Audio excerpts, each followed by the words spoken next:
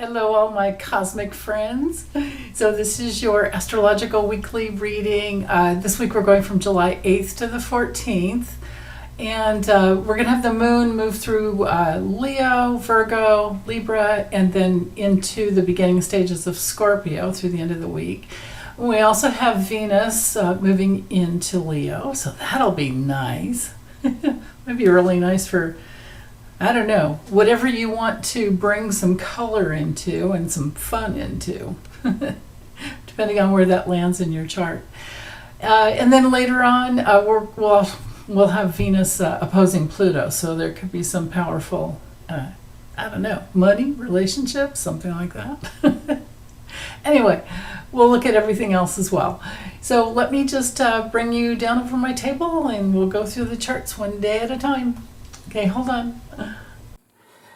Okay, so if you didn't see my little post in my community section, I just wanted to say, with tomorrow being the new moon, tomorrow night actually, being the Cancer new moon coming in at 14 degrees, you still have some time to set your intentions if you can possibly manifest something in the next couple of weeks, whatever it is. I'm setting the intention for it to bring through justice and equality in our nation, being that, just like it kind of predicted last week, something was going to be pretty extreme and pretty awful.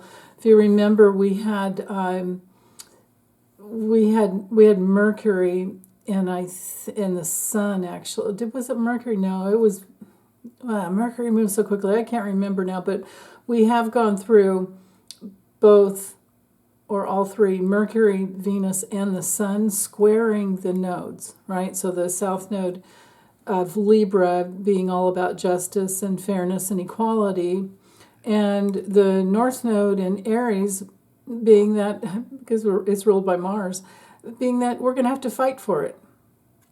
So there you go. But now, after moving past that, these charts, even though I'm doing it on Thursday before, this is the chart for, I'm actually doing this on the 4th of July and not feeling like I have one thing to celebrate except for major kudos and hats off for the, everyone who fought for our freedom in the past. Hopefully nothing needs to be violent like that again. But anyway, that has me looking at, hold on, my eye is itching, there we go. That has me looking at this Mars conjunct Uranus.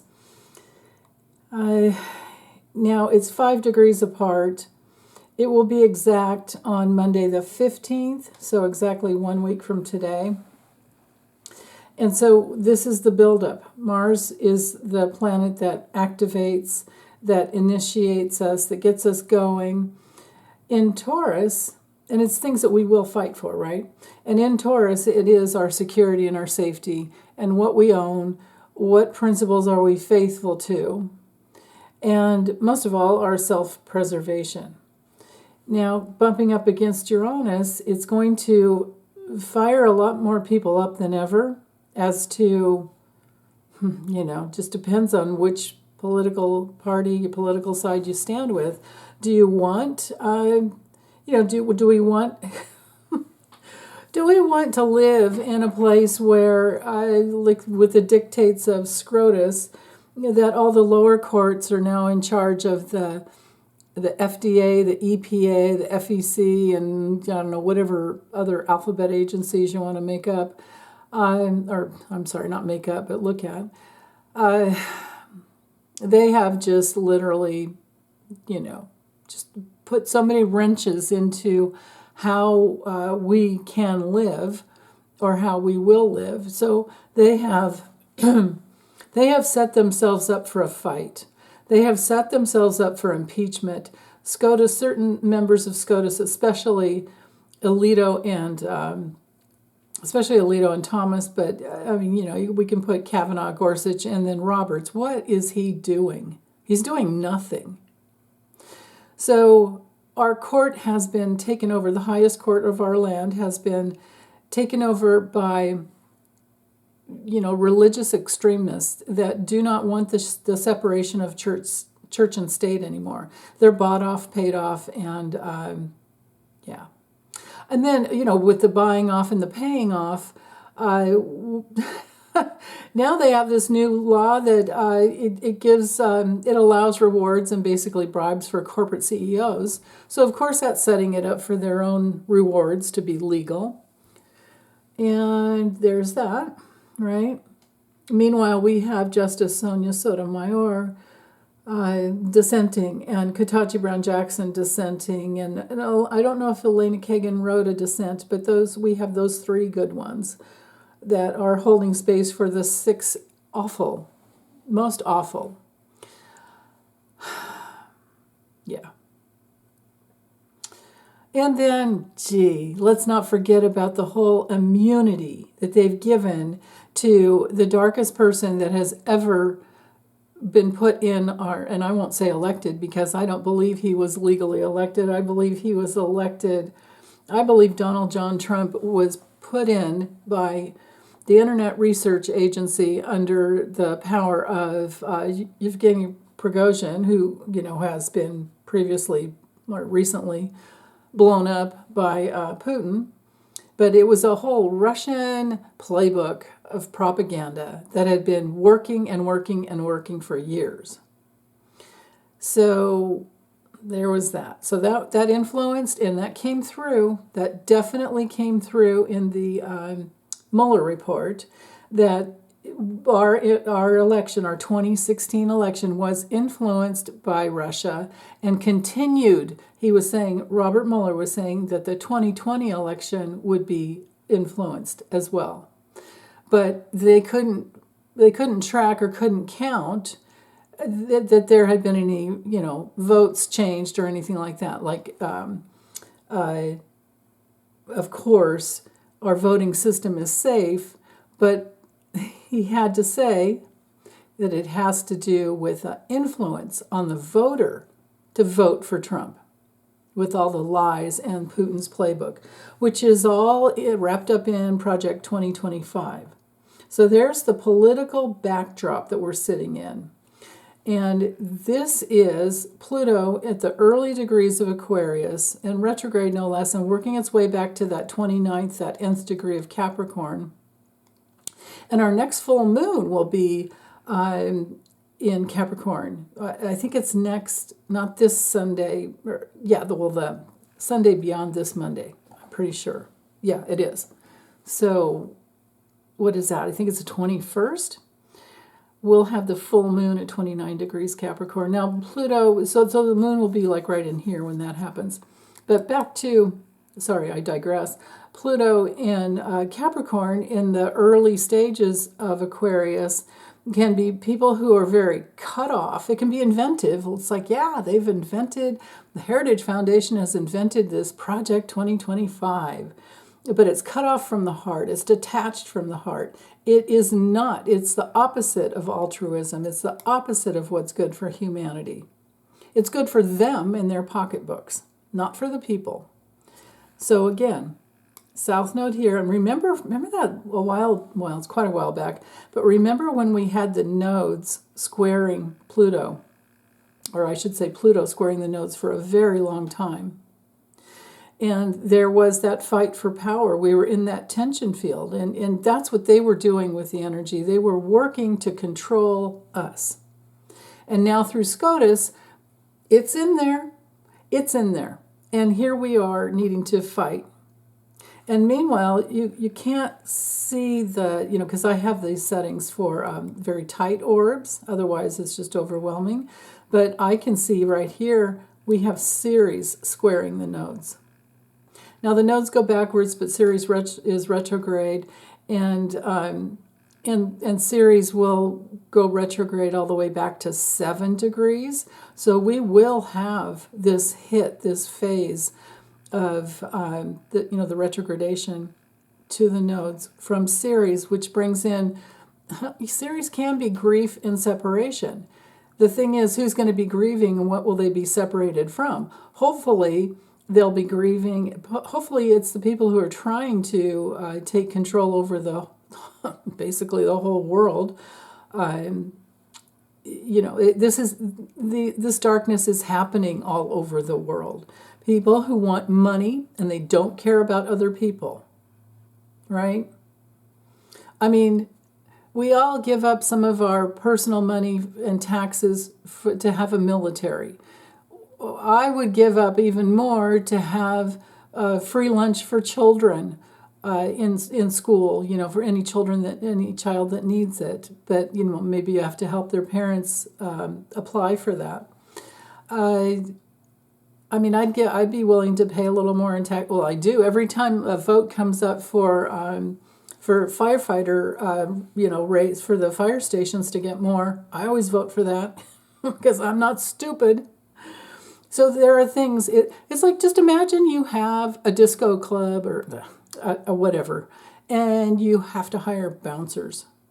We have to pay for protection, and that's what the government should be doing. But they're not. They're paying. They're giving. They are bending over. They are seduced by money, and then other people that have the money, they're the ones that are in power, and our people are bought off. They're literally bought off. And there's a huge list of names, well beyond Harlan Crow, and I don't know if you pronounce it Barry or Barre. He spells it Barr, but Syed. And those are just the ones that we know about. There are tons more that we don't, and they're in other countries, and we couldn't even pronounce their names. So we have to put it under the category, or in the category of people who are cut off from their heart. And so with today, for Monday, July 8th, I clock this at 4:04 a.m. because it brings in Venus. There's a couple of things. There's Venus sextiling Uranus over here exactly. But there's all of this energy here with Mercury and the Moon. Now, earlier in the morning, the Moon would have been on the other side of Mercury, and in the middle of the night,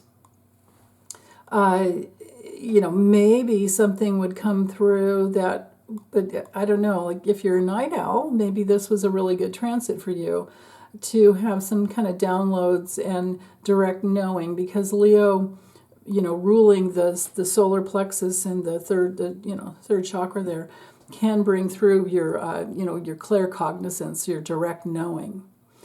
And so I'm wondering about that for some people, and then especially because it is sextiling the South Node, so there can be some reflections on relationships, but also other people that have been in power and who have been abusing their power, and you can see where it's going, right? Because Mercury will help you track patterns and analyze things, but then you can have this direct knowing that a hit that just comes out, and it seems like it comes out of nowhere, but actually I believe, now I don't know if other people would believe this, but I believe that unless you have a good ability to rationalize, you're not really truly intuitive or psychic, because it takes a balanced left and right hemisphere in our brains to open up and really make sense, because Mercury helps us to make sense of information. And because of the trine to the North Node, there's that beautiful opportunity to get the information based on understanding that there are opportunities from the past, but you do have to either go for it and do the hard work, and then that leads you into the future that you want to create, or you're analyzing abuses of power. Both Leo and Aquarius can be abusive with their power, because they're very powerful signs. So there could be this could be late Sunday night and early, very, very early Monday morning. There could be some awareness. You may wake up in the morning with this that's what they're going to do, or this is what I need to do. and depending on what you're focusing on or what it is for you, I would value that information that comes through if you do receive any. And it could come through in meditation as well, first thing in the morning. So there's that. Okay, now here's the important one, or an exact hit. We have Venus at 26 degrees of Cancer. So remember, Cancer is all about safety and security. It's intuitive, it's psychic, it wants to protect, especially, whatever keeps us secure and safe, right? And at that, last decan of the sign, well, there we are with something that is deepening, very, very, very, it's deep, it's intuitive, it's psychic, and with the sextile over to Uranus, there we go. It could have to do with, because Venus rules relationships and money, but also anything that we're trying to bring together into unity, and into a state of unity. With Uranus, it can be something, whoa, I didn't know that, I should have thought of that, those big aha moments. Uranus is very, it's geared towards independence, but it's just remember, no matter what, it's the change agent. So as it moves closer and closer to that, it's in that last decan, it just has just about 3 more degrees to be at that nth degree of Taurus, and then we're into, then we'll have Uranus in Gemini. So, but actually, let's see, I think, oh, goodness, I think we have a retrograde. Yeah, we do. I have a little chart up over here with my retrograde planets, dates and ending that I can't not have because I can't keep all that in my brain. So anyway, I'm reading it now, and it is September 1st, 2024, and I've got my neighbor's dog barking, telling me, yeah, we got to talk about this. I don't know if you can hear him. So anyway, September 1st this year, when Uranus gets to 27 degrees and 15 minutes of Taurus, so it's just going to get about 1 more degree here, it'll go retrograde. And Mars will have, Mars will be in Gemini next week, so don't even, this is next week or the week after. I think it's next week, actually, pretty sure. I think it's before the full moon. So anyway, focusing back on Uranus here, it'll be retrograde. You might want to take some notes here in case this is, if you have anything at 26 degrees of any of the signs, you'll have an aspect going on there. And Uranus might be conjunct, squaring, opposing, or, it could be happening. Or it could be an inconjunct, whatever it is that you have at about 26 degrees, you might want to look and see in your chart. And know that Uranus stationing retrograde on September 1st and then going all the way back to 23 degrees, only about 3 degrees. Now I remember we did have Uranus retrograde for a while, so this would be the second, or it might be the last phase. I'm not sure. I only have my list up here. I'm going to have to update it soon because it only goes to the end of this year. So anyway, pretty sure it's either a second or third phase. So it's going to be a redo. All right, we're going to go back over the same territory that we were already progressing through, and we're going to get to reevaluate, rethink, replan. We've made changes. We might have to make some new changes. We might have to make some detours. So change, I think, is the big thing that we will all be going through. And when it comes to the end of the retrogradation, that won't happen until January 30th of next year. And I guess I do have some planets here that actually on my list that do take us through. Yeah, I also have Jupiter and Mars. Yeah. So anyhow, now that's interesting. I'm looking at this list going, Mars is going to I'm thinking out loud here. Mars will retrograde in Leo in December, from December through December this year to February 2025. It'll retrograde all the way back into Cancer.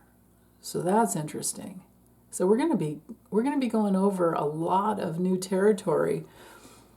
Just think of between now and December, Mars will make it, over here to Leo, but then it's going to retrograde all the way back into mid-degree of Cancer.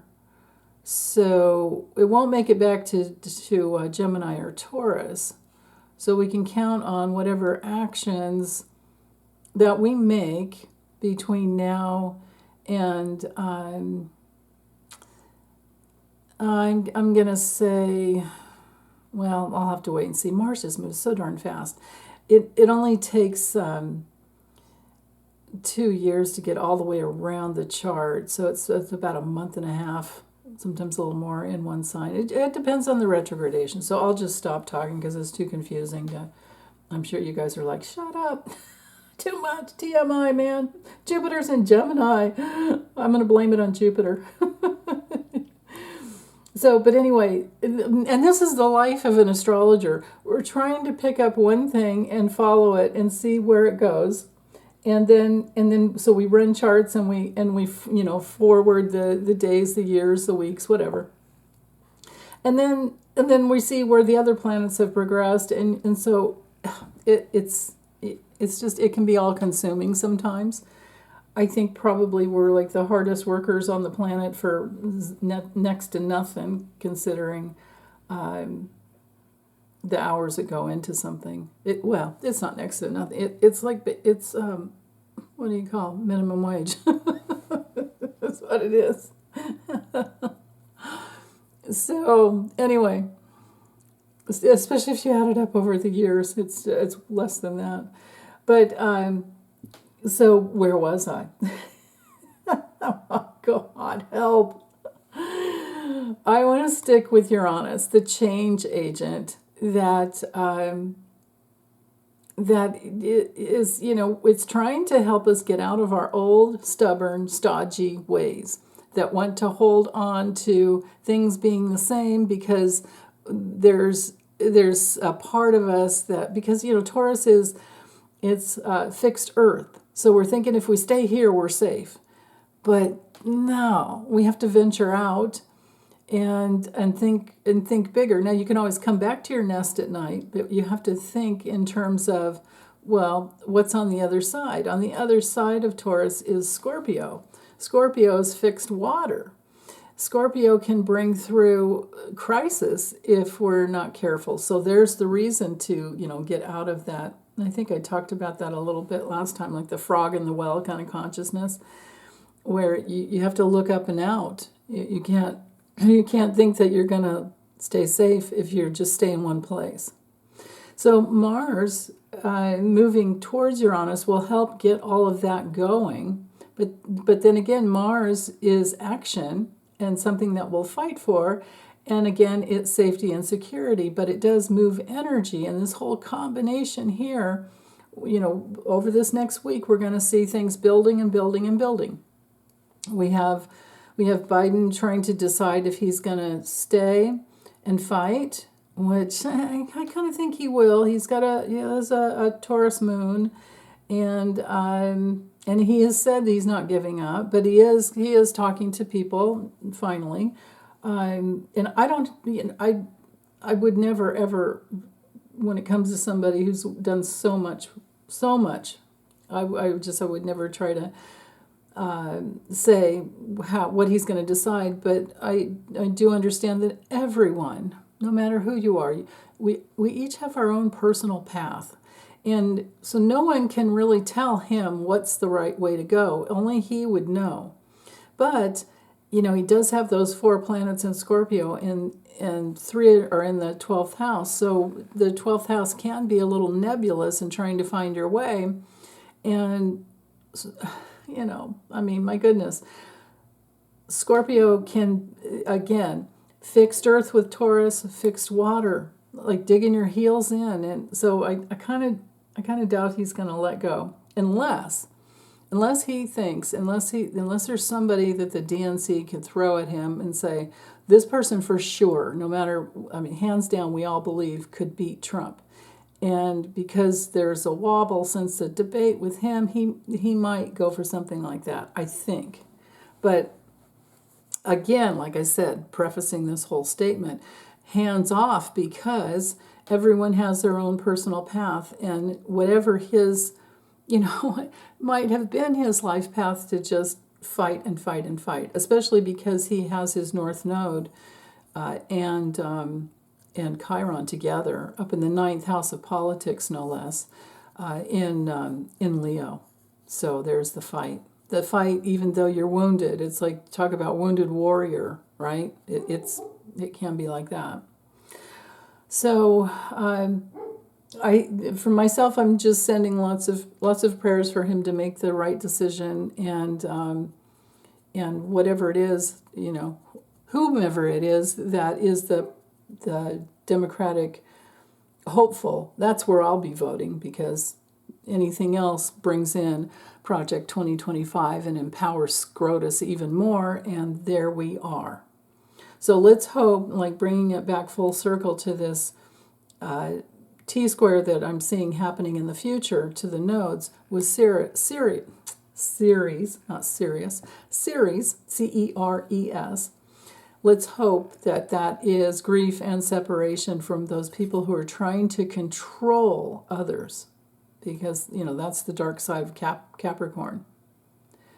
Creating something abusive because you can get something from it, right? So there's that. And, all of this relates to Ceres. Ceres in any sign relates to what we will protect and how loyal we are to humanity and animals, and then our, things like food, water, farming, and then all the transitions that a woman goes through during our lives with our reproductive systems. So there's Roe v. Wade in the tension of a T-square again. When that happens, I mean, it's already there. It's 3 degrees, right? It's already there. If I change the settings here, watch, I'll show you. Let's do this. No, wait. Actually, yeah, chart. No, it's aspects. Hold on. Chart right here. If I go to standard, okay. There. Now you see it right there. You see the 2 squares to the nodes. But you also see all these other aspects that are a lot to look at, and it doesn't help for focusing in, so I go to the type for the day, okay? So, yeah. What else for this week with the backdrop? So we've the Mars-Uranus, we've got that fight, that battle for safety, security going on. It's a stubborn battle because of the sesquisquadrate here to the south node. Now remember, sesquisquare, sesquisquadrate, what we're dealing with there is a detour and a disruption. Of course, we've had the disruption already coming from Scrotus, and so now maybe by this Monday, July 8th, 4 days from now, maybe there'll be they're done. They're signed off for the season. That's what they did. Like I always said they would. Their Friday night drop and crap on everybody, and then they leave until October. So meanwhile, I think it's time for writing letters, supporting people like AOC. But then again, probably nothing is going to happen until and this is because of the filibuster, but it's the Senate that has control over SCOTUS, but the Senate has to get at least 60 votes and, to do anything. So with the Republicans having control over the House, it's not going to work until after the election and we take back the House. If we can. Of course we can if we all vote. But But here, you see the problem? Here's the Mars Uranus problem, and here's the detours. Here is the problem. It's that people are like, I don't like Biden, I don't like Trump, so I'm not going to vote. Stupid. Just stupid. No president-elect or person running for that position will ever, ever, ever be perfect because they're human. We're all human. So you always have to choose the lesser of two evils. But there are evil people aligned with Trump because they're racist, they're misogynistic, they're xenophobic, and they're deluded, completely deluded. And that is, of course, our Saturn and Neptune. And they're both retrograde, so we're revisiting all that same territory that we've been over the last few years.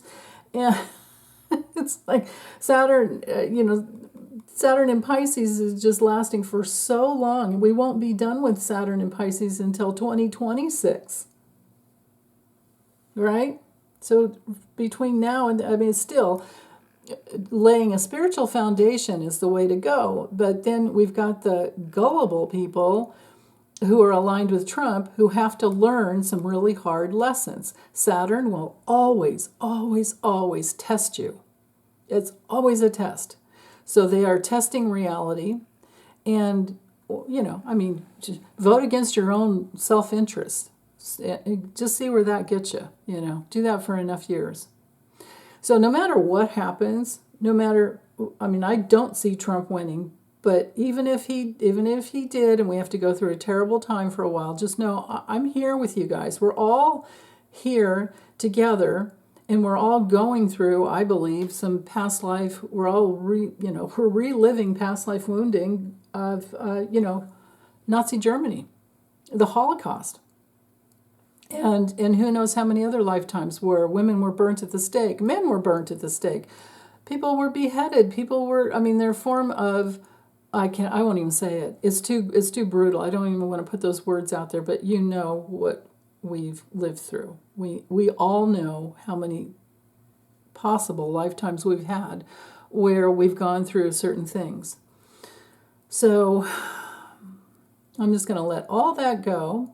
And now try to focus in, because I don't really, unless something pops up, I don't really know that I want to say anything more about the political side of all this. So I want to focus on the personal.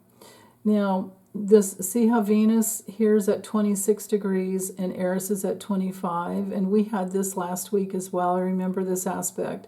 So this square is a challenge. We're in a tension field of what we will do to protect ourselves, to shore up our foundation of home. Like I was saying last week, you might want to stock up on food and water and things like that, just because Venus is in Cancer for some reason, right?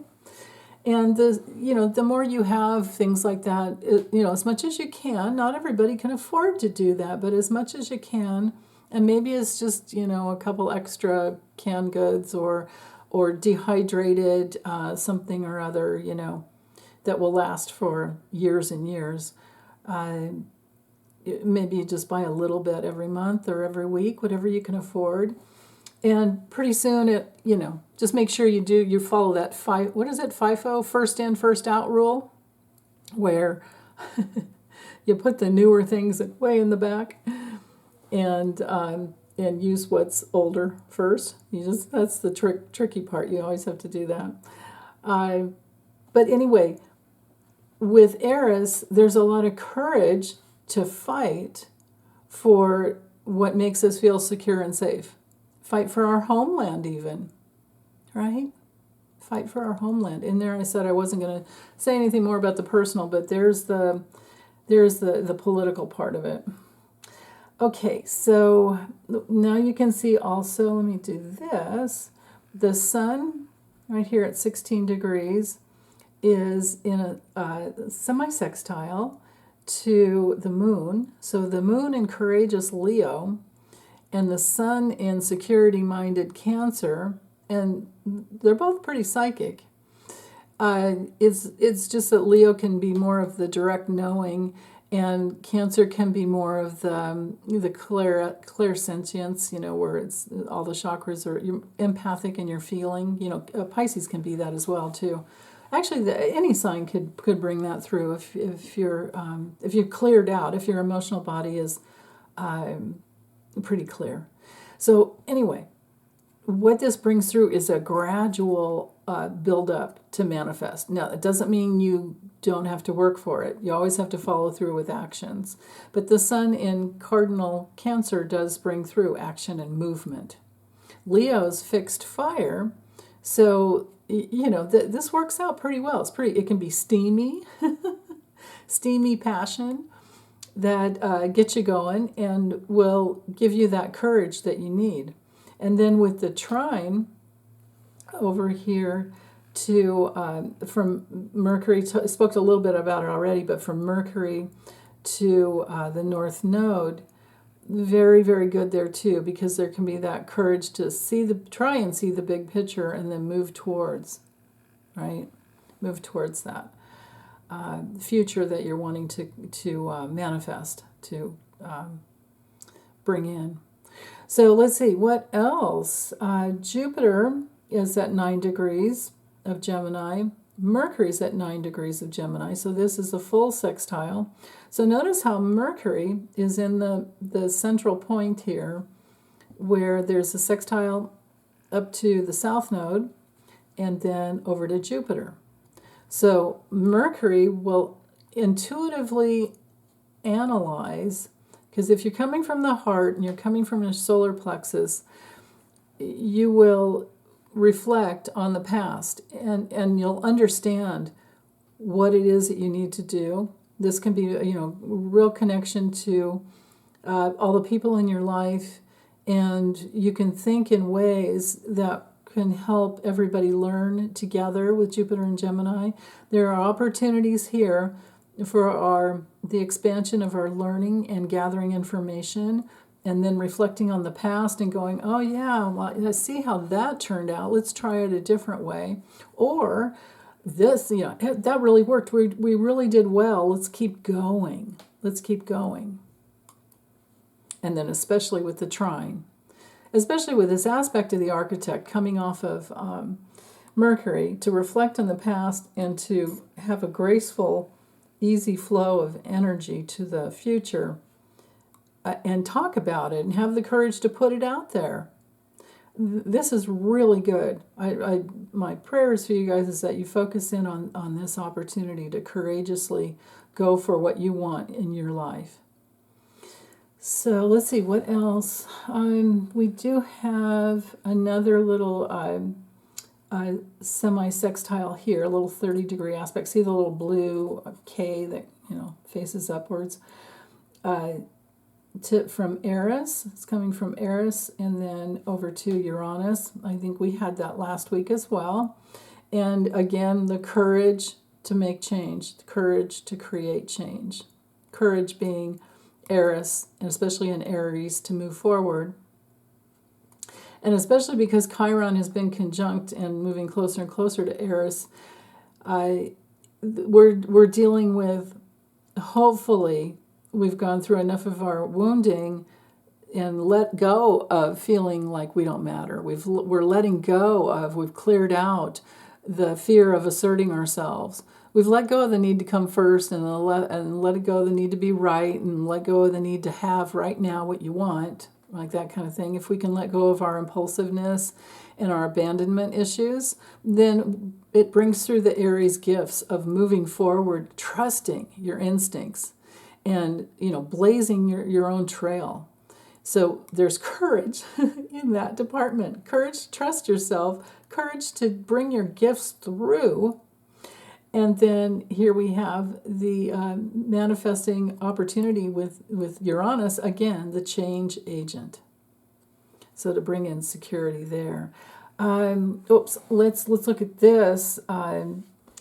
Jupiter sextiling. Now, remember, see how we had the two sextiles coming off of Mercury? Now we have to look at Jupiter and see that Jupiter's also sextiling Mercury, like I spoke about, 9 degrees there, 9 degrees here. So we're in the first decan. We're developing some foundation, but we're gathering information to create the best foundation. This is like if you're building a house, you have to work with your architect, right? We've got teamwork going on here from Mercury and Jupiter to expand into the future because we have that sextile going to the North Node. So Jupiter is in a very powerful position there to try and help you get the right, I mean, the information's there. You just have to be willing to open up to it and see both sides of an equation. And yeah, you know. The only other thing I want to say is remember that Venus is connected to personal love.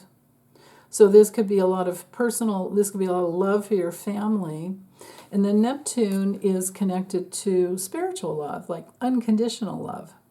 We don't have any aspects coming yet to Saturn and Neptune, but let's just go ahead and move forward.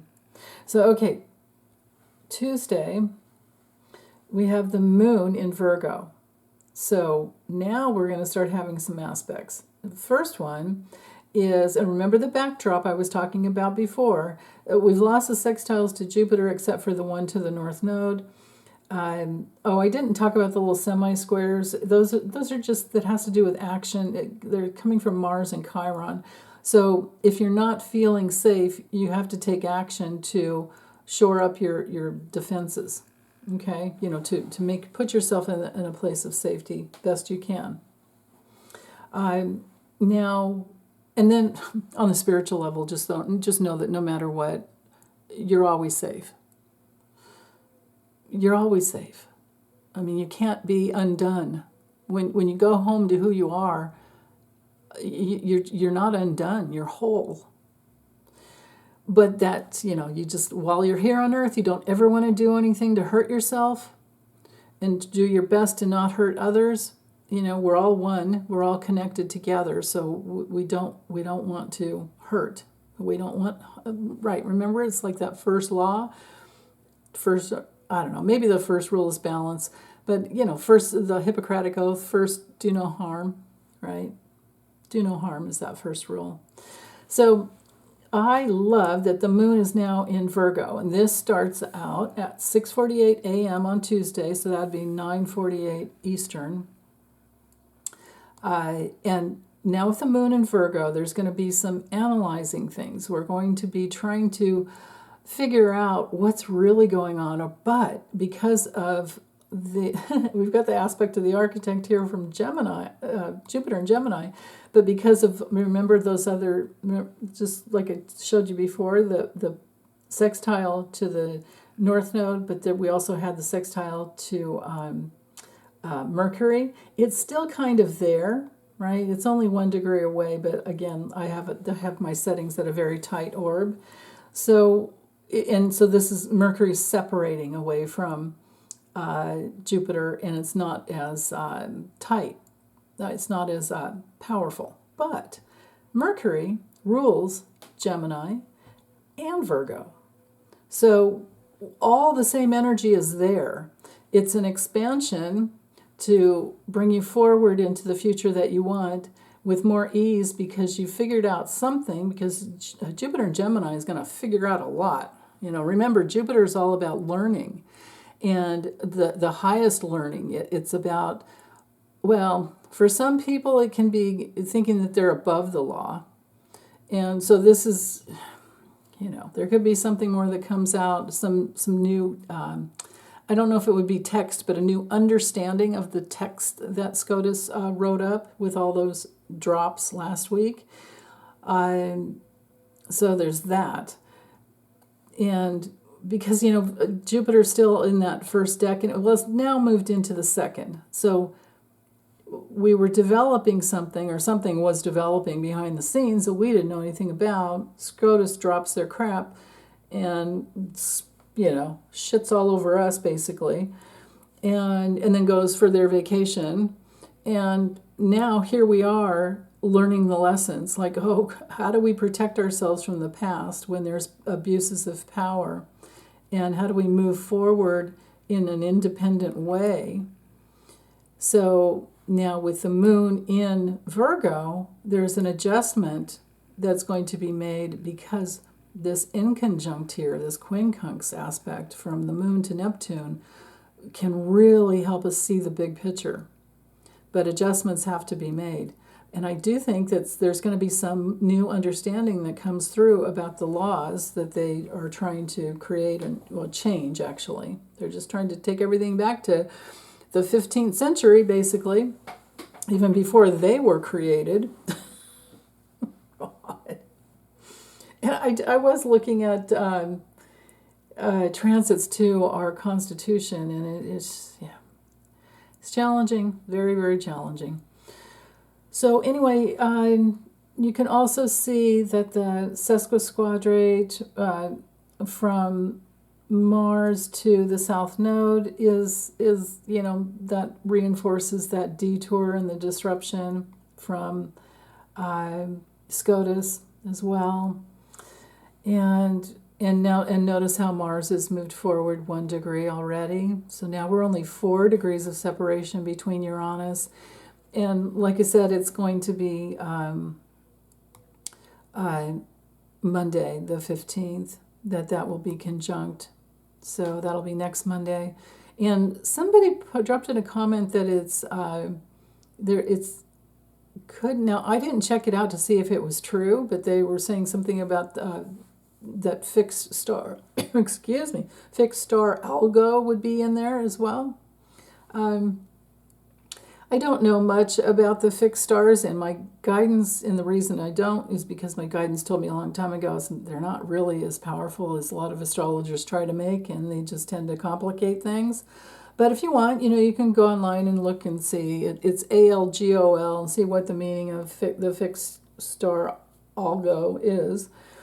And if it does mean anything to you guys and you want to follow that, go for it. But what you would do to get into that information would be to take whatever the meaning of algol is. And I think I remember looking a long time ago, and I think it had something to do with, it could be like demonic energy, it could be really dark, but it could also be fighting demonic energy with this energy here, because Mars and Uranus in Taurus want safety, and it's fighting for new safety, fighting for the change of safety, right? So there's that. Let's see, what else? I think that's about it. It's just, I'm really appreciating that the moon in Virgo, I guess I could talk about that a little bit more. So Virgo, like I said, ruled by Mercury, so it's about thinking and articulating and analyzing. With Virgo, it's to be useful. Virgo is very discerning. It's about doing things that are practical. Like you don't want to, with Virgo, a Virgo person would never say, well, I don't know. I shouldn't say never. Virgos will do things to bring in safety and health and keep us out of chaos, because Virgos prefer divine order. They prefer order.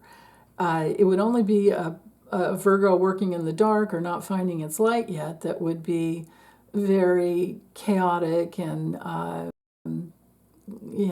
but then usually things like that usually just comes from wounding, right? So yeah, but anyway, best thing with Virgo is that we will be learning for this 2.5 days that the moon's in Virgo. We're going to be learning more and more things that are useful, and be more and more discriminating, and we can be based on what we learn, then we can create opportunities that can help ourselves and others. Okay, so that's all I have to say about that. Let's go ahead and go to Wednesday. Wednesday, moon's still in Virgo, but now it's at 11, and I set the chart for 5 a.m. And with the moon coming in at 11 degrees, we're in the second decan, so we've learned some, we're learning the lessons of the new, this like safer kind of useful foundation that we're trying to create, because the moon wants to keep us safe. The moon wants to help us understand more deeply, and it's the mood. Like, we're all going to be in the mood of discriminating and getting the details, and what do we do now that we know what we know, kind of a thing. And you can see this the semi or sesquisquadrate here, and so based on what we've learned, we are going to create some detours so that we can move forward. And there's the courage there. I do like this, actually, because Virgo can be kind of timid, and we can go into anxiety sometimes, but then there's this connection to the courage going on here. And sometimes we need something from the outside to get us to move. Stop looking at the details and maybe look at the big picture, which would be the Pisces perspective, right? Because the polar opposites are always important. Let's see. And that's true even in your natal chart, even if you don't have any planets opposing your sun or planets in opposition. No matter what planet, no matter what sign a planet's in your chart, you always want to look at the polar opposite, because it helps to keep the balance. So, okay, so let's go with, let's look at the sun here, trining Saturn, the sun to Saturn, and coming from the Cancer sun to Saturn in Pisces is very important, because this Saturn is one of the builders of the zodiac, and this is bringing through maybe some intuitive understanding that helps foster growth, because that's what Cancer is all about. We're trying to grow more secure, and we're trying to understand ourselves emotionally as well. We've got 10 degrees of separation between Venus and the Sun now, so we're looking forward to Venus moving into Leo, which it will soon. You'll see that. So, but with the Sun for today, this would just be a really, really good day to use your intuition, because coming from Cancer to Pisces, both signs are very intuitive. And they'll help you. The sun will shine a spotlight on wherever this is showing up in your chart, wherever you have 18 degrees of Cancer. Just know that now you have, somewhere in your chart, Saturn is transiting, and now there's a spotlight coming in that will help you in whatever those two houses that this aspect is.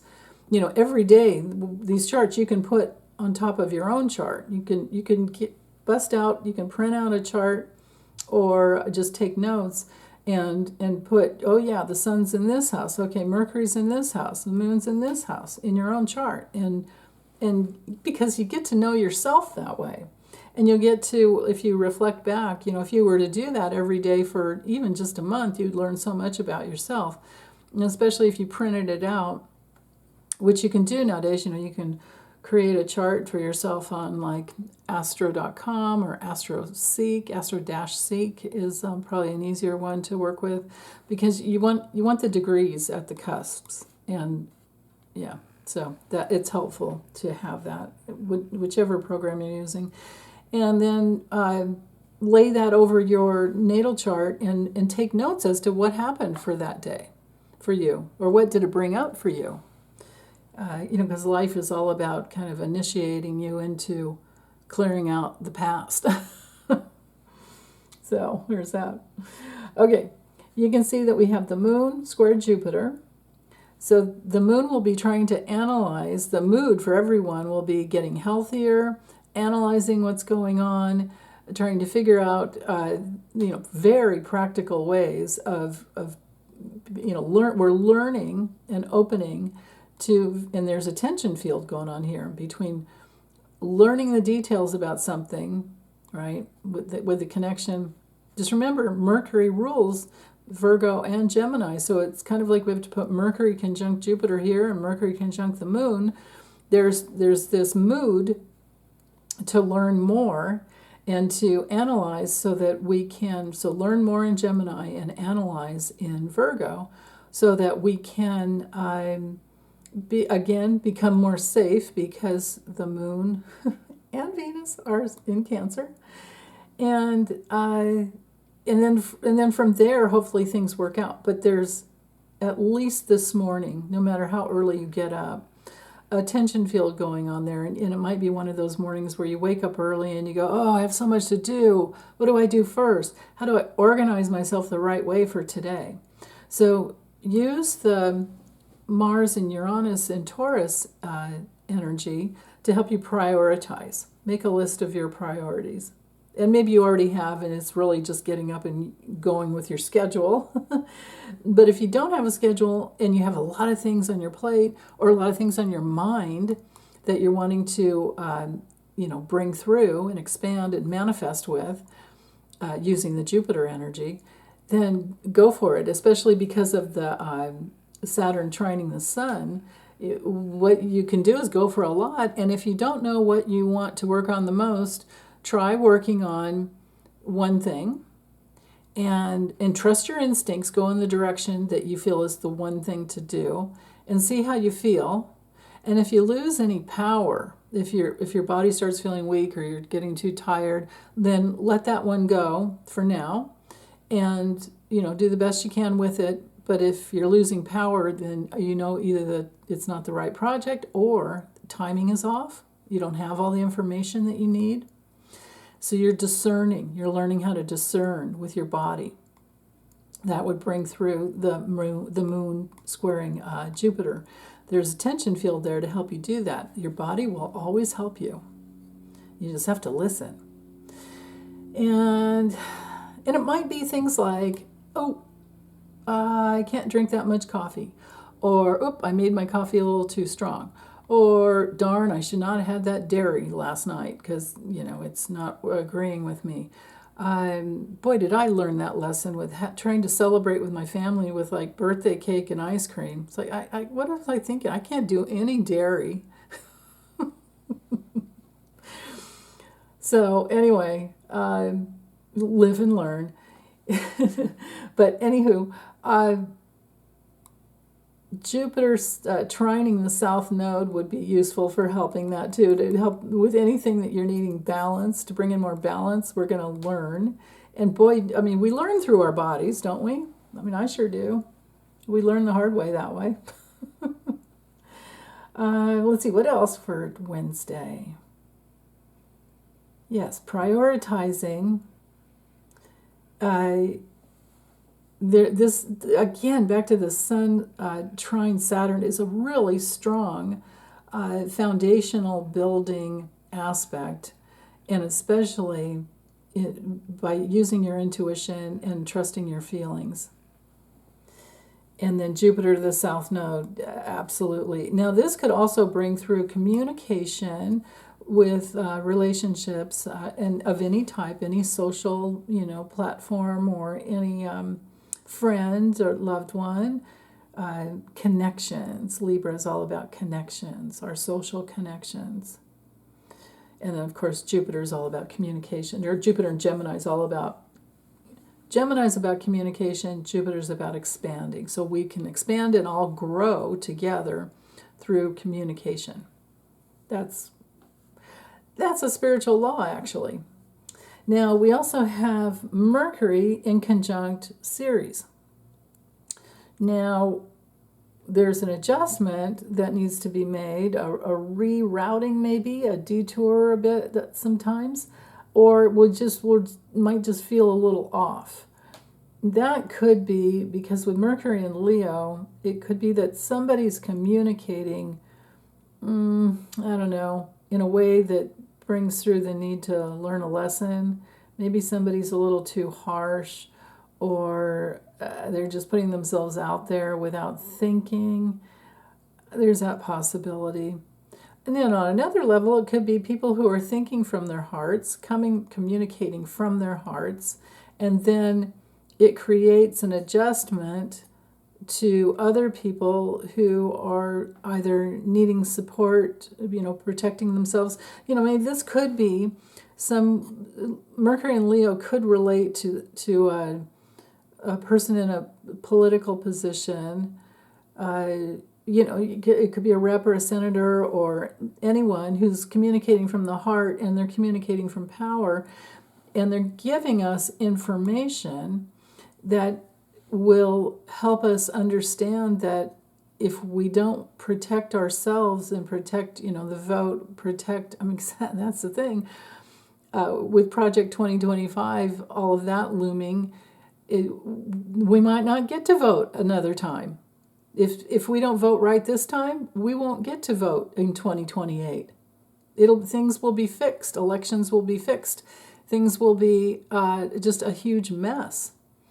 So there could be some awareness of that adjustment that needs to be made with this aspect, with Wednesday. Some people could truly understand the precarious position that we're in. Is that a word? Did I say that right? I don't know. Precarious? I don't think that's a word. What am I trying to say? You guys help me out. Precarious. Not precarious. We're comparing how precarious the position is. Oh, goodness. Okay. I think did I talk about? Yeah, those aspects are the same. Uranus to Chiron. But there is a semi-square here coming from Jupiter, so trying to expand our minds and our communication and reasoning abilities and gather the facts, get the information. And once we have that, then we can take the courageous action that Eris is holding space for. Right there. So, okay, let's go to Thursday. Venus moves into Leo. And this happens at 9:19 a.m., okay, Thursday, July 11th. And now as Venus has made her way into very, possibly very loving, self-creating, self-expressive Leo, then if you're aligned with the laws of love and you're wanting to help humanity, because Leo's the opposite sign of Pluto. And I have another chart for that. But even though you can see Venus is at 0 degrees, Pluto's at 1 degree, the opposition's already there. It's just not exact yet. But while Venus is in Leo, we also have the trine, you can see up here, still going on to the 29 degrees of Neptune. So Venus to Neptune. Remember earlier I was reminding you guys that Venus is personal love and Neptune is spiritual love. This is a really, really good morning, no matter how early you get up. You don't have to wait till 9:19 a.m. to meditate on this, but meditating on the truth of how personal love is something you experience yourself, but the way the spiritual, the cosmos, the way the natural web of our existence is naturally a state of love. We're the ones, or other, humans, we're the ones that can turn it in the wrong direction and turn it into something that's not love, but the natural state of our existence is a state of love. So that's a spiritual law. And we often see so much darkness and so much trouble, and we have so much trouble coming into our lives that we forget. And so it's time to remember that, again, our state of existence is love. And if we align with that, everything will work out. But if we go into hatred, we just bind ourselves to, that's why it's really important, not to hate the SCOTUS judges, not to hate Trump, not to hate anyone, because when you put hateful energy out there, you'll get it back. And you don't want that. That's not going to help anything. But if you can keep from getting distracted into the hatred, and instead stay in alignment with your love for, what do you love? just ask yourself, what do you love? What do you really love? Is it real love, right? Like if we love seeing people get hurt, that's not real love. If we love our animals, if we love nature, if we love each other, if we love the state of love because it feels good to be in it, it's pure positive pleasure. It's who you truly are. You are a being of love. Light is love. It's all love. But if you don't know that yet and you haven't found yourself yet, then it can all turn into darkness, and then that's where we have that opposition of being cut off. That's why Aquarius energy can be cut, the downside, the dark side of Aquarian energy can be cut off from the heart. So with Venus opposing Pluto, we have an opportunity to create that breakthrough. And then also notice that the moon, and I'm sorry, I should say, Venus it takes 1 year to go all the way around the zodiac. So it usually stays in one sign for about a month. So we'll have this, till about mid-August. Venus and Leo. Also, Venus and Leo is really, really good for art. It's good because Venus rules art. Leo is creative self-expression and in your solar essence. So you might want to look and see where Leo is in your chart and know that you have a good month of creative self-expression and attracting. Venus attracts. Venus can beautify anything, and in Leo, it can be beautiful, or it can be kind of garish. It can be a little too much. It depends on your taste, and I can't put down anyone's taste. It's subjective. So subjective. It's like art. So anyway, where was I? Oh yeah, the inconjunct here. So the moon is now at 25 degrees of Virgo. So we're in the last decan. We'll only have 4 more degrees to go. So we're deepening. We've gone through probably making as much use out of the Virgo moon as possible. But throughout the rest of the day, we'll finish that up. And there's adjustments, though, because of there's something that we've learned, and there's something that we've been working on that in very, very practical ways. And now what we have to do is really step into our courage with Eris over here. Even if it upsets the apple cart, even if it does create some chaos for a little bit. And notice how Mars is 1 degree closer to Uranus. Now we're in that 3 degrees. Oh my goodness, it's actually about 2.5 almost. So yeah, it's important to be open to change, and just try to do your best to go with the flow. The sun's still in Cancer. The sun is at 19 degrees, so we're stepping into that deepening and blossoming period of Cancer, which is intuitive and can be psychic. And it can help you protect, anything. It's a foundational sign in your life, wherever it is in your chart. You probably know how to create security in that area of your life, because each of the houses are areas of our lives. So anyway, we still have the sun trining Saturn, right? So that's there for us, and we have this sesquisquare from Mercury to Neptune.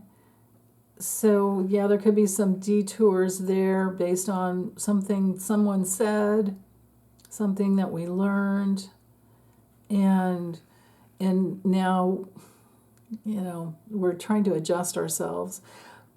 With this it's a detour a bit, kind of disruptive energy. But if you always go back to your guides and your guardian angels and your spiritual sources, whatever they may be, you'll make the right decisions, because Mercury can definitely be about making decisions. Or it could just be speaking up. Sometimes, I found this happens a lot to me in sessions with people. So I realize I don't really need to say much at all. They just need a witness. And so this can be when we're expressing ourselves and just talking, thinking out loud. We work it out. We work out the issue on our own. And then there's this deeper understanding with Neptune and Pisces that it was just everything it's already within us. Any answer that we will ever need to know is already within us. We just have to trust ourselves. So my prayer is that with the sun in Cancer for this rest of this next 10 days or so, that you have a lot of those experiences and you really do learn to trust yourselves. So and then we still have Jupiter trining. Well, it's exact today, trining the South Node. So there's some grace and ease and probably some pretty fast-moving energy coming in from either relationships or just the social media, and that helps us to learn something and maybe expand our worldview, expand our position. Maybe it's new ways of, because Jupiter is so related to abundance, it's possible that we've learned something new, and now we really know which way to go. And of course, you can see that aspect of the architect here. Jupiter's at that focal point of helping us to move forward on our path, and based on gathering tons of information from the past on some social platform. Maybe you've been taking webinars, maybe you've just been involved in but been involved in an online group, some type of online forum where you guys have all been working out issues and thinking, opening up your worldview, opening up your inner view, exploring your inner landscape even, which is really important. So let's see, anything else? The other ones are still the same. Those aspects are still the same. Let's go ahead and go forward. So Friday still, this is when we have Venus opposing Pluto. Or no, that was Thursday. This is Friday, 5 a.m., okay? Venus exactly opposes Pluto first thing in the morning. Pluto can take us into the dream time, sometimes underworld, where because Pluto's all about bringing things to light. It can be humbling. It can also help eliminate things. And with Venus opposing, there could be maybe a false belief about relationships or about women that comes up in dream time, and you go, oh, I didn't even know that I thought that way or felt that way. Because some dreams, you can put yourself in the position of all the people, all the different characters in the dream, and try to get something from each one. Also, oppositions bring through breakthroughs, so you can have a major breakthrough. Now, another possibility is that you wake up in the morning, get in an argument with a woman.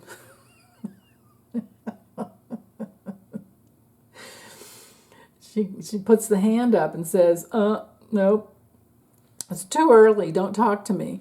Or, I don't like the way you're talking. Or a bunch of women rise up first thing in the morning on Friday and say, and there's some movement, some hell no to the, so-called powers that be that are trying to control humanity, right? Women who understand that some people in positions of power are violating the laws of brotherhood and sisterhood, the law of humanity. That's a real law. That's a spiritual law. That we're all connected, that we should all be standing up for each other, if we're working in the light. And the ones that aren't working in the light need to be called out. And then there's the mirroring there of relationship that oppositions can bring through. You've got a confrontation here. has something to do with the feminine. It has something to do with money. Okay? So there's that. Happy Friday, huh? We have Mars in a sesquisquare to the south node. So again, and look how Mars is only 2 degrees apart.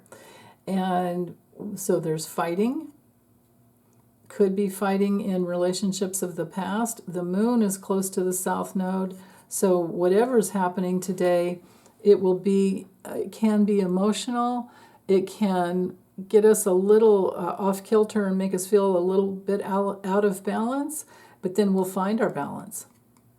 The task today is to stay emotionally balanced and try not to get in a terrible argument with anyone. But if you have to stand up for yourself, and that's the thing, that's the task with a lot of Libras. It's you have to let go of the peace at any price kind of creed and be willing to, and that's where you embrace your polar opposite of Aries and take a stand. Take a stand for yourself. People should no one should be telling you how to live your life, run your life, do whatever. You are your own being, and sometimes you have to stand up for yourself and say, back off. Sometimes we have to pick sides, and that's painful. Libras don't like picking sides. But when you see darkness, and here we would see with Venus opposing Pluto, we would definitely see darkness. So yeah. It's out. It's not able to be hidden this way. And you would notice it by, when you see it, it doesn't feel loving. It feels cut off from the heart. So there's that. Now with Venus also ruling Taurus, it could be this Venus opposing Pluto, morning or actually day. It could happen that it's like Thursday through the weekend, that there are lessons around trusting your body, because Venus Taurus is very body related, sensual. You feel it, you sense it, and within that, we're in that realm of trusting our bodies more and more. Like, back to Leo and what I was saying earlier, do you feel empowered? Pluto's all about power. Venus is the power of women, right? The women experience more usually in their bodies than men because of our dang reproductive cycles every month. It's like you can't get away from it, when you're younger. So, and the poor guys are always trying to just keep us happy and make it better, but it's challenging. So there's that. We might have some women kind of a little, but then again too, when emotions come up, I never want to suppress anything. That's the thing, I just would prefer to process them through, because they're there for a reason. Every time we feel some unpleasant emotions, anytime, sometimes when we're in anger, it's healthy anger. It helps us to set boundaries. If we're in anxiety, it helps us to understand what we're really afraid of, and then we can feel the fear and realize it's not real, or maybe it is a real fear that we need to honor and get out of the way and go the other direction or whatever it is. If it's resentment, then we realize, oh, okay, that's something old. I need to figure out, why am I resentful? Like who's taking advantage of me, right? Who am I giving myself away to, and why? Why would I give myself away? And you can ask yourself all these different questions. Ask yourself, what do you really want? And that'll help you get inside the whole situation with Venus and Leo will help you there, and help you get yourself in a more, express yourself better. You have to know yourself to express yourself. But then also with the Mars conjunct Uranus too, that can help move a lot of energy through your body that helps you to wake up. Remember, again, just don't forget, Uranus is the change agent. And in Taurus, it's trying to help us understand the wisdom of our bodies. Mars in Taurus is going to help. It's going to support that. Now, for people working in the dark, I'll talk about that next week, but people working in the dark with Mars hitting up Uranus, it's not going to be pretty or easy for them.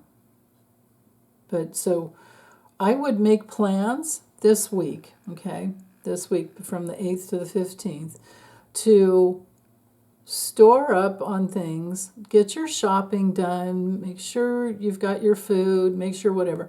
I would not go out like the end of this weekend and then into Monday, unless you absolutely have to, and I would be careful because Mars, Uranus, it can be something shocking, and I don't think it'll be pretty.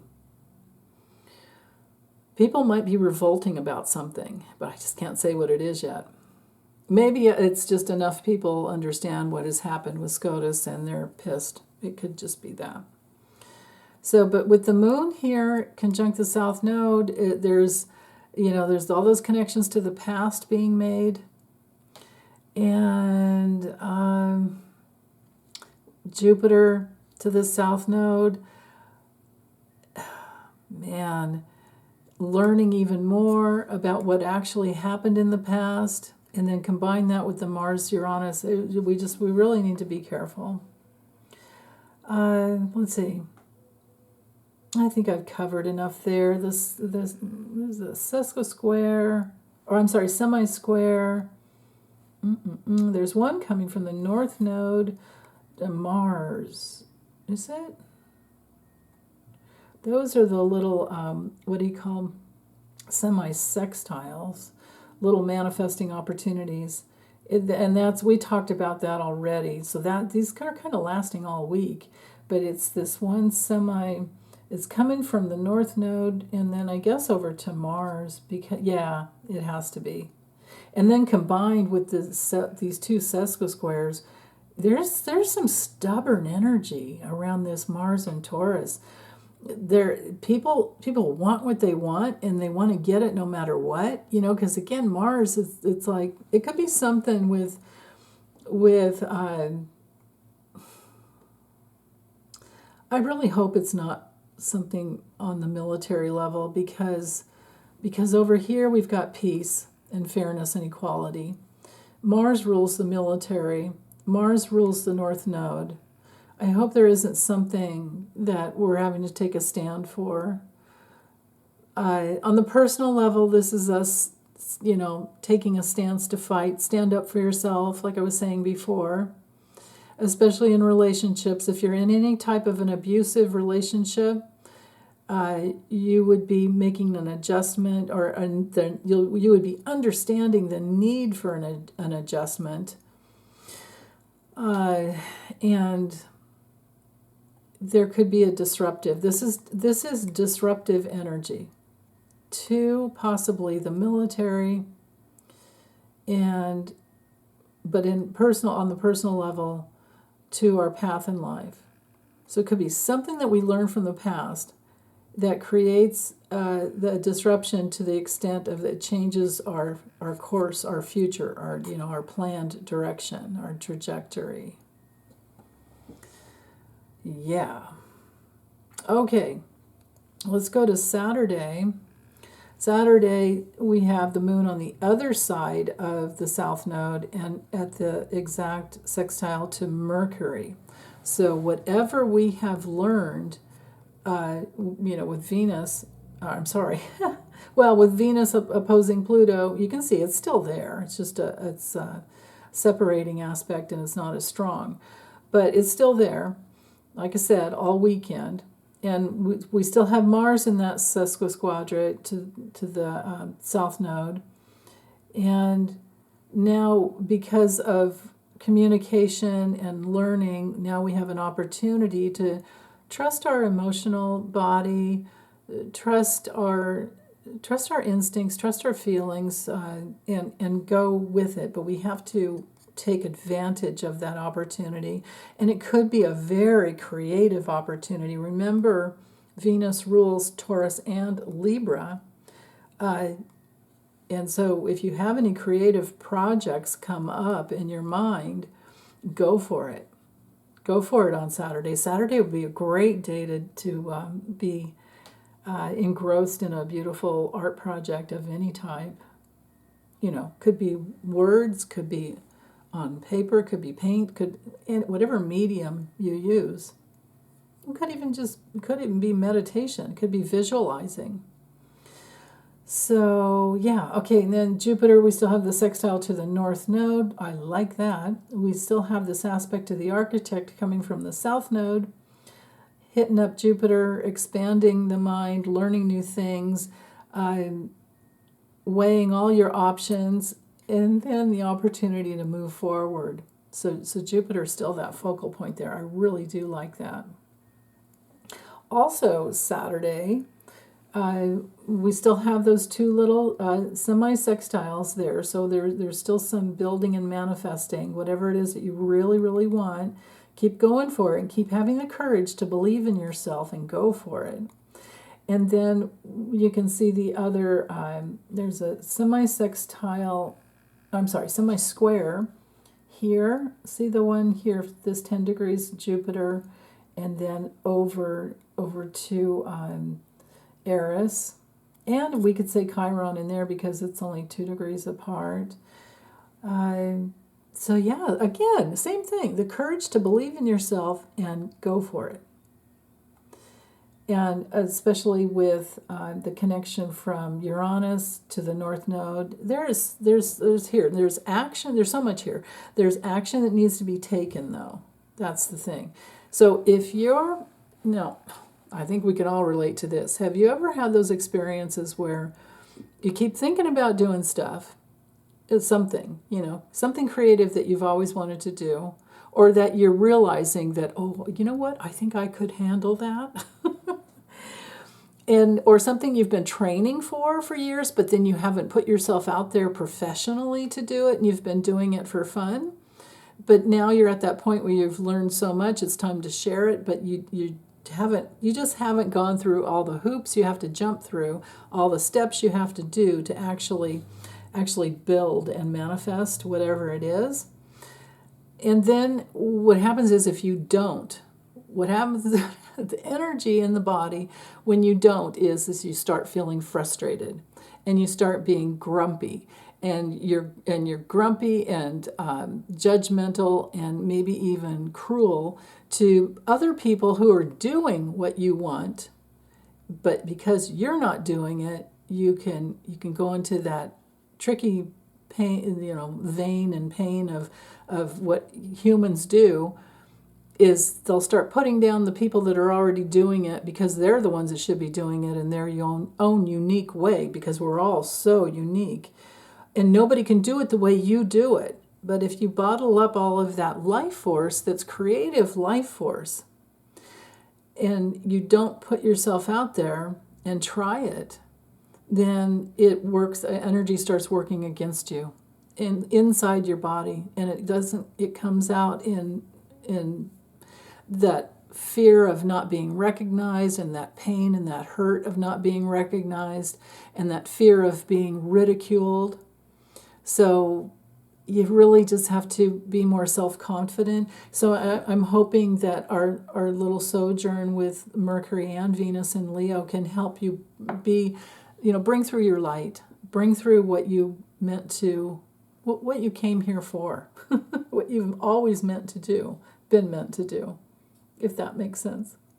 Okay, let's go ahead and go to Sunday. I have two charts for Sunday. First off, we have at 7:53 a.m. the moon moves into Scorpio. So we've learned a lot, we've socialized a lot, and now we're in this realm of, okay, what do I do with that? Scorpio is all about transforming, transmutation. It's about trusting yourself. It can be intense.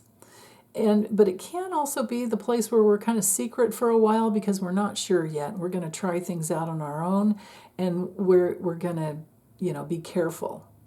It can also be very intimate. Scorpio can be about, trusting intimate things, you're friends with secrets, and partners with yourself, things like that. There can be the fear of betrayal that comes up when the moon's in Scorpio. So for the next 2.5 days, we're going to be probably working through issues like that. Things will be intense. We will be challenged to go deep and figure out what things mean for ourselves rather than projecting things onto others.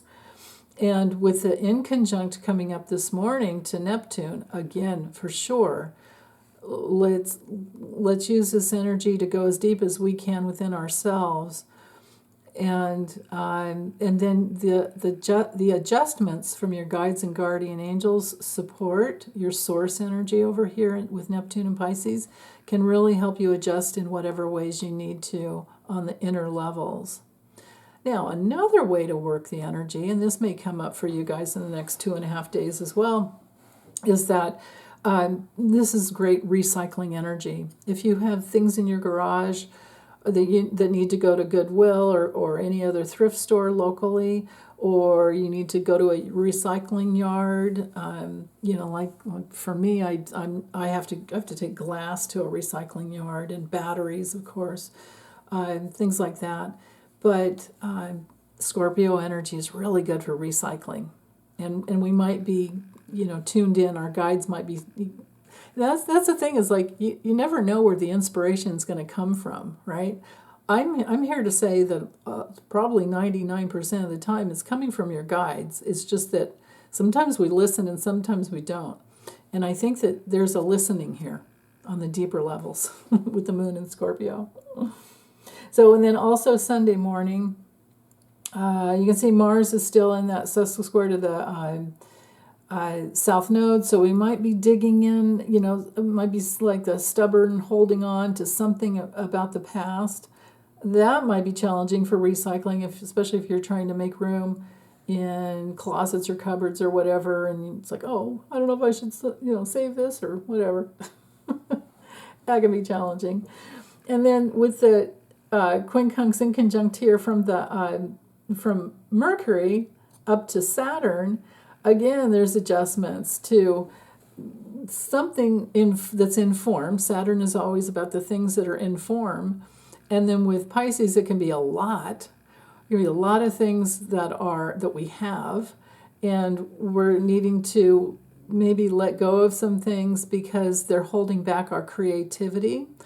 Or maybe you're setting up an art studio, and this is a lot of, the adjustment of just getting your space set up. Man, I don't have an art studio, but I'm always having to adjust and make room for things here in my office. And you have to keep the energy really clean, so there's all of that. I'm always like dusting and stuff. It can be things like that for today, for Sunday.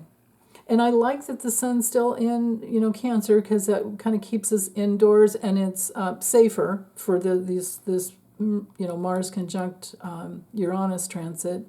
And I want you guys most of all to be safe. And it's hot. Most of us can't really get out much, early in the morning or late at night, and that's about it. Yeah.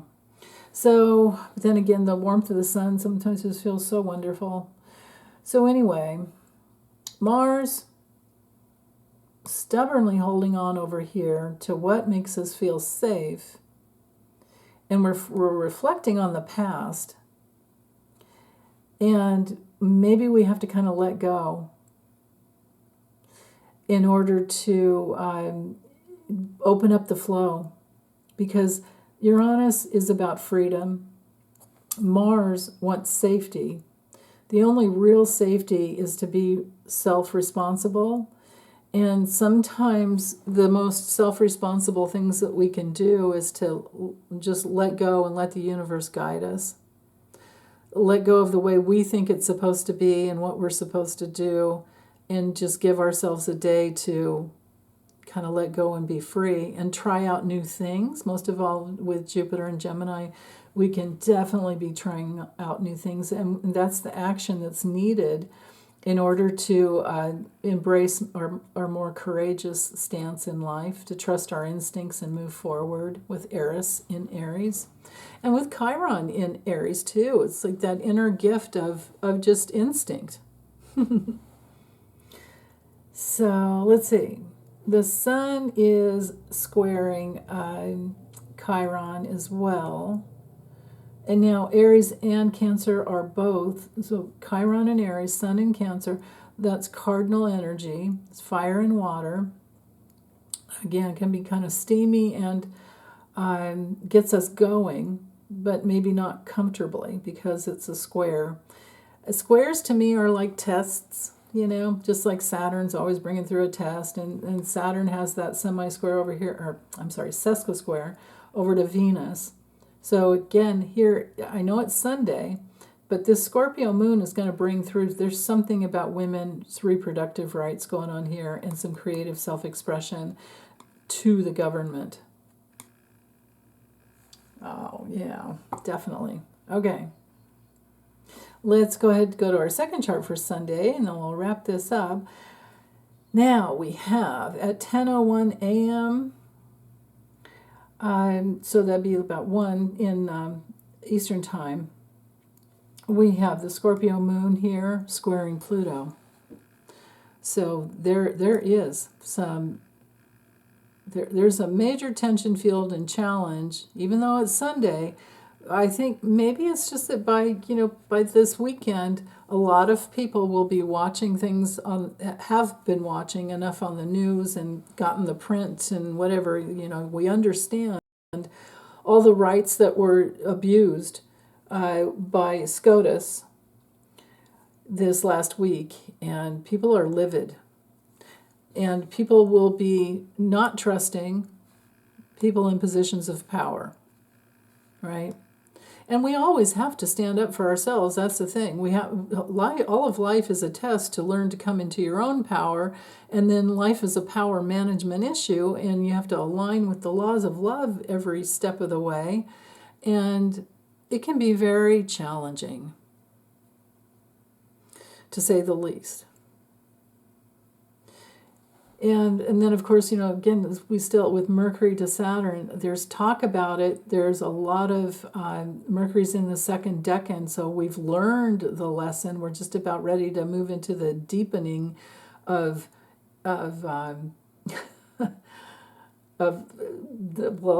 you develop the foundation at first, and then you're learning the lessons of the foundation that you developed. And then, if the foundation is whole and complete, or if the plan is a good one, then we're going to build on it. That's in a way that's like deeply settling, and then things can grow and bloom and blossom from there. But this is an adjustment to what? The government, or to, in our personal lives, to the way we creatively express ourselves. And that, because we're still in that building phase, because Saturn's retrograde, we're in that phase of learning the lessons to create that spiritual foundation of our life. Where your inner being is in alignment, where your ego is in alignment with your inner being, rather than we're just running everything from our ego. Because if we're doing that, life is always going to be really hard and nothing will be easy. There won't be much grace. Okay? Just trust me on that one.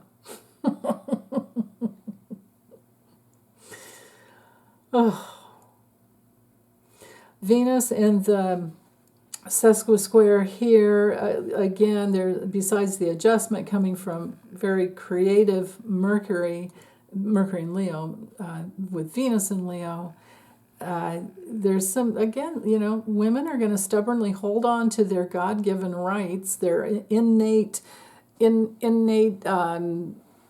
creative rights to govern our own bodies. And those adjustments are going to be made, and the government, if you're voting for the right people, they're going to support you in your innate gifts and rights. I mean, just read our Constitution. unalienable rights. Okay. And Sun Square Chiron's still there, so that I've spoken to that. So I think I'm done because I've given voice to everything else here. It's just, again, just to reiterate, this coming weekend, okay, so like even Thursday, Friday, Saturday, and Sunday, it doesn't look good to me for being out and doing a lot. So plan ahead if you can. Well, make yourself plan ahead, please. So no matter what, I want you to be safe. Don't go into FOMO, right? Fear of missing out. Just let it be, and plan accordingly. Which is the reason I do these a week ahead. So with that, I'm done. Okay, take good care, you guys. As always, bye.